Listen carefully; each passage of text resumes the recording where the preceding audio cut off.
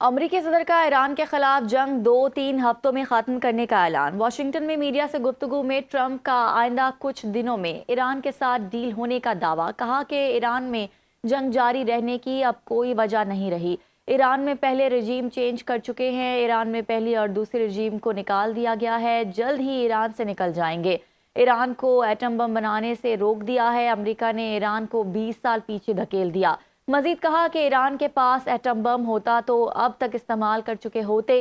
جنگ ختم کرنے کے لیے ایران کے ساتھ ڈیل کی ضرورت نہیں، ایران ٹیبل پر آئے یا نہ آئے کوئی فرق نہیں پڑتا، اب نہ ہرمز کو ہر ایک کے لیے محفوظ بنا رہے ہیں۔ ایران میں موجود رجیم تک رسائی ہے اور وہ تحائف بھیج رہے ہیں، امریکی شہریوں کی حفاظت کے لیے نئے قوانین متعارف کرائے ہیں۔ امریکہ میں مڈ ٹرم الیکشن سے پہلے صدر ٹرمپ نے ایگزیکٹو آرڈر جاری کر دیا۔ ٹرمپ نے مین ووٹنگ پر کریک ڈاؤن کے ایگزیکٹو آرڈر پر دستخط کر دیے۔ ایرانی وزیر خارجہ عباس عراقچی نے امریکہ سے براہ راست مذاکرات کی تردید کر دی، کہا کہ امریکی نمائندہ اسٹیو وٹکاف کے براہ راست پیغامات موصول ہو رہے ہیں۔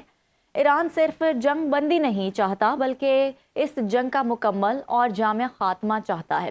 قطری نشریاتی ادارے سے گفتگو میں ایرانی وزیر خارجہ کا امریکہ سے مذاکرات پر تحفظات کا اظہار، واضح کیا کہ پورے خطے میں جنگ کا خاتمہ چاہتے ہیں۔ انہوں نے یہ تسلیم کیا کہ سیکیورٹی سے متعلق کچھ بات چیت پاکستان کے ذریعے جاری ہے، امریکہ سے باضابطہ مذاکرات نہیں ہو رہے۔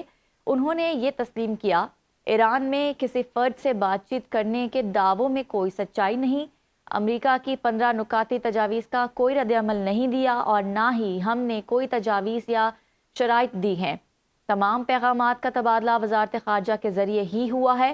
سیکیورٹی اداروں کے درمیان بھی رابطے موجود ہیں۔ امریکی دھمکیوں کے حوالے سے انہوں نے کہا کہ ایران اپنے دشمنوں کے اقدام کا انتظار کر رہا ہے۔ ایران مطالبات پورے ہونے تک جنگ ختم کرنے کے لیے تیار ہے۔ ایرانی صدر مسعود پزشکیان کا بڑا بیان، کہا کہ ضمانت دی جائے کہ آئندہ ایران پر حملہ نہیں ہوگا۔ خلیج فارس اور آبنائے ہرمز کی صورتحال دشمن کے اقدامات کا نتیجہ ہے۔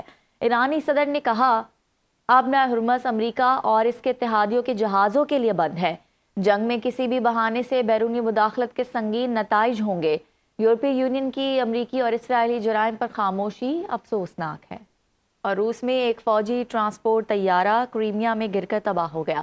روسی میڈیا کے مطابق حادثہ تکنیکی خرابی کے باعث پیش آیا۔ روٹس کے مطابق طیارے میں سوار 6 عملے کے ارکان سمیت 29 فوجی ہلاک ہو گئے ہیں۔ بتایا گیا ہے کہ مقامی وقت کے مطابق شام 6 بجے طیارے کا کنٹرول ٹاور سے رابطہ منقطع ہوا، جس کے بعد یہ حادثہ پیش آیا۔ اور امریکی ریاست نیواڈا میں لاس ویگاس کے شمال میں F-35 لڑاکا طیارہ گر کر تباہ ہو گیا۔